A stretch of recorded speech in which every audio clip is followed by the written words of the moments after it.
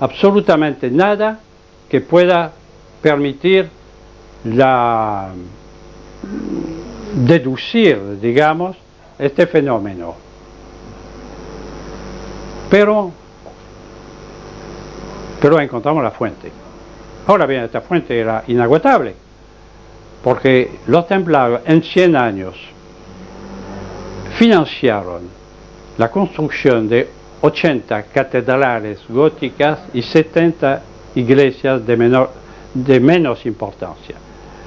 Y ya lo mencioné en una caseta anterior, un escritor que se especializó un poco en el tema templario, aunque no siempre muy acertadamente, hace una reflexión muy correcta. Dice: ¿cómo es posible que una ciudad de aquel entonces, él menciona el ejemplo de Chartres, 10.000 habitantes, en el siglo XII, pudo permitirse edificar una catedral grande como un estadio, cuando hoy, con 40.000 habitantes, no sería capaz de financiarse una piscina, que es un hueco en el suelo nada más? Efectivamente era incomprensible. Pero nosotros aquí, en América del Sur, hemos hecho algunos descubrimientos sumamente extraños. Sabemos por las tradiciones indígenas, anotada por los cronistas de la primera época de la conquista, que en el siglo XIII venían de Bolivia recuas de llamas, que traían mineral de plata hasta el noreste del Paraguay. Efectivamente, nosotros estuvimos trabajando allá en la provincia de Amambay, sobre la frontera brasileña. Para otra cosa estábamos buscando y encontrando inscripciones rúnicas que procedían del imperio vikingo de Tiahuanaco, cuya existencia está plenamente demostrada hoy en día. Y encontramos también otra cosa.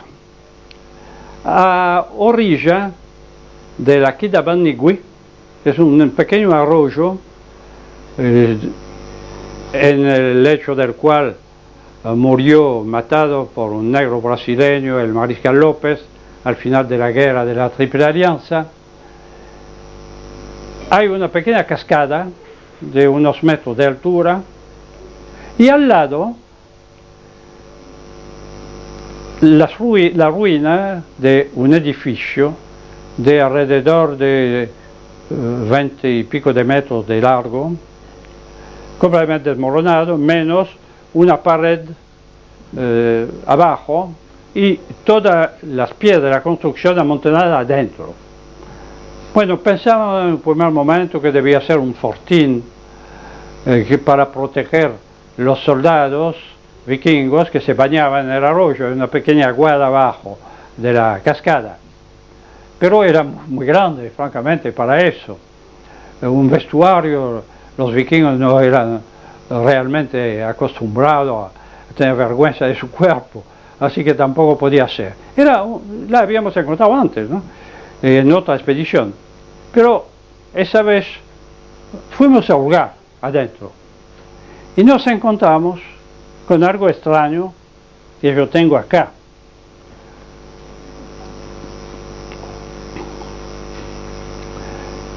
Este es un molde hecho con un ladrillo refractario, cuyo hueco tiene exactamente la forma de los lingotes que están o estaban en el sótano del Banco Central de todos los países.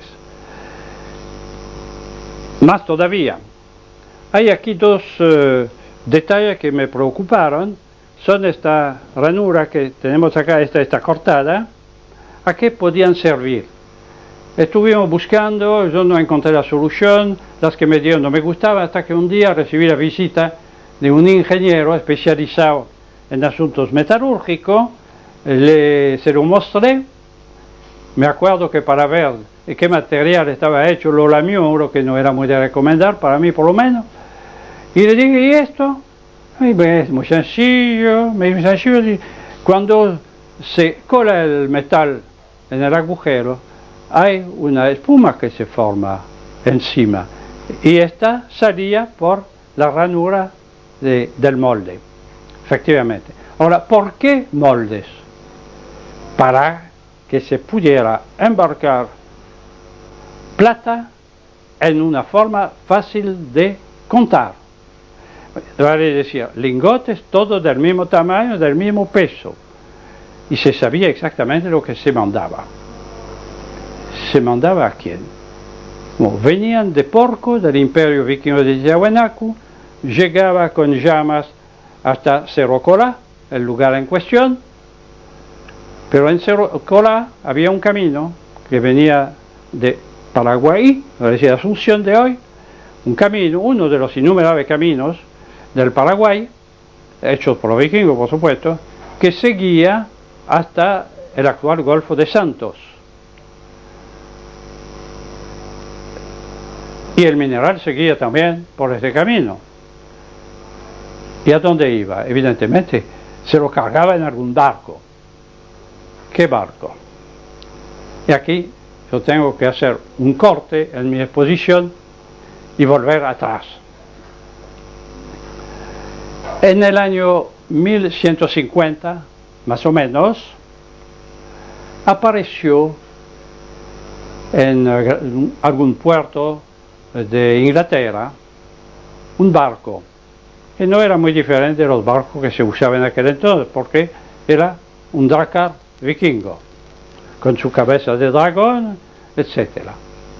Pero lo tripulaba hombres que tenían vestimentas raras y que contaron que venía de más allá del océano. Y los ingleses primero se rieron, estos ingleses eran normandos, entre paréntesis, en aquel entonces, se rieron, eran sajones primero y normandos después, se rieron, y como Inglaterra era un país muy pobre, un país de ganadería menor, mandaron el barco a Normandía, que tenía el mismo soberano en aquel entonces. Inglaterra dependía de Normandía. Y los normandos, vikingos puros, habían conservado toda la tradición marinera de su pueblo de origen. Eran marinos, pescadores o piratas, y sobre todo piratas. Y bueno, el barco llegó al puerto normando de Dieppe.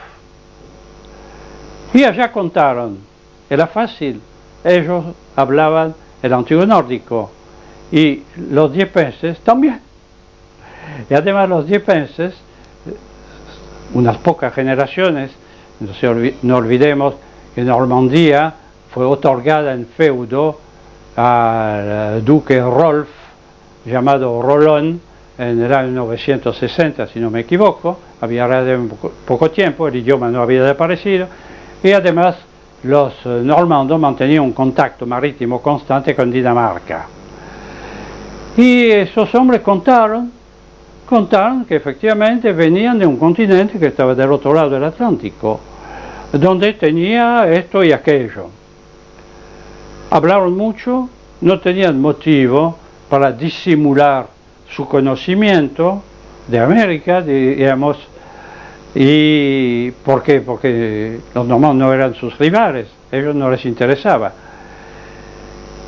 Y trajeron a Dieppe un mapa de la zona, de toda América del Sur, bastante preciso, inclusive con la costa occidental de América. Curioso, especialmente curioso para una encomienda templaria que estaba justo al lado de Dieppe, la encomienda y puerto de Saint-Valery-en-Caux, que servía a los templarios a mantener contacto con sus encomiendas de Gran Bretaña, y también les servía a controlar toda la costa francesa.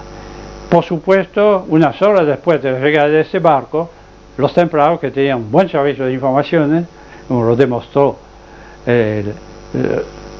lo demostraron los acontecimientos posteriores, fueron a hablar con esa gente recién llegada y ofrecieron un trato. Los vikingos de Tiahuanaco contaron que en Porco, en la montaña, había minas de plata extraordinarias. Potosí no había sido descubierto todavía. Minas de plata excepcionales, que era muy fácil. Plata, ¿a qué sirve? No sirve. No sirve, con plata no se puede hacer espada, ni herradura de caballos. Y entonces, a nosotros no nos sirve para nada. A los templarios sí les servía, les podía servir. Pero ¿qué podían dar en cambio? Bueno, algunos artículos suntuarios, vino, perfume, cosas así, evidente, armas también hasta cierto punto, pero no bastaba para compensar cargamentos enteros de plata. Pero los vikingos tenían una preocupación. Ellos vivían en el altiplano, a 4.000 metros de altura, a orillas del lago Titicaca, en una pequeña ciudad y centro ceremonial hecho de piedra sin labrar prácticamente, muy primitivo, porque los vikingos trabajaban la madera y madera no había en el altiplano y no sabían trabajar la piedra. Y entonces, y tal vez era este el motivo del viaje, o uno de los motivos del viaje del barco del que hablábamos, pidieron a los templarios como precio de la plata tecnología, palabra de hoy, claro, o sea, picapedreros, imagineros, albañiles, etc. Pero a los templarios no les costaba nada, porque el temple tenía a sus órdenes una organización de compañeros albañiles. Porque el temple era una cosa muy compleja. Estaba formado, en primer lugar, el gran maestre, que era el soberano absoluto. Solo dependía del Papa, pero el Papa le tenía un miedo feroz, así que no había problema. Debajo estaban los caballeros, milites. Debajo, los clerici o clerici, como quieren pronunciar, los sacerdotes. Y debajo, bueno, había hermanos legos, que se llamaban residentes. Estos residentes o sargentos estaban divididos en dos grupos: los flamigeri o flamigeri, que eran soldados armados, y los de servicio de las encomiendas y bailío. Bien, pero tenían también los compañeros del deber de Salomón. ¿Salomón tiene que ver en este asunto? No sabemos. Pero fueron ellos los que construyeron las catedrales y las demás iglesias góticas. Bueno, los templarios mandaron a algunos de ellos a Tiahuanaco y fueron ellos los que edificaron una ciudad gigantesca y en cierta medida extraordinaria, de la cual solo quedan ruinas, porque todo el mundo se encarnizó contra esta ciudad. Primero, cuando la destrucción del imperio de Tiahuanaco, los indios destruyeron lo que pudieron. Después vinieron los españoles que trataron de encontrar tesoros debajo de bloques de 30 toneladas, que se caían, por supuesto. Y después los soldados bolivianos que utilizaban el sitio como campo de tiro y disparaban a las estatuas con sus fusiles cuando andaban. Y finalmente hubo un supuesto arqueólogo, un ingeniero Poznański, que creo que terminó con lo que podía quedar en el lugar y vendía a los museos alemanes, pero barcos enteros de piezas arqueológicas. Fue finalmente un desastre, pero fueron los compañeros del deber de Salomón los que proporcionaron la técnica. La mano de obra estaban los indios, y los indios son bastante hábiles en su modo. Por lo tanto, hubo un acuerdo